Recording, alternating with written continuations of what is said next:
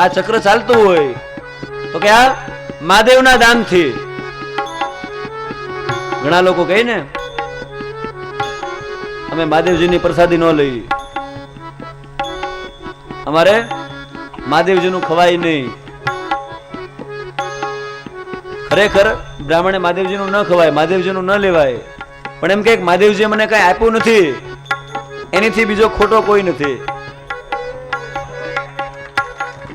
ત્વમર્કસ્ત્વમ સોમ ત્વમસી પવન સ્ત્વમ હુતવઃ ત્વમાપસ્ત્વમ વ્યોમ ત્વમુ ધરણીરાત્માત્વમિતિ ચ.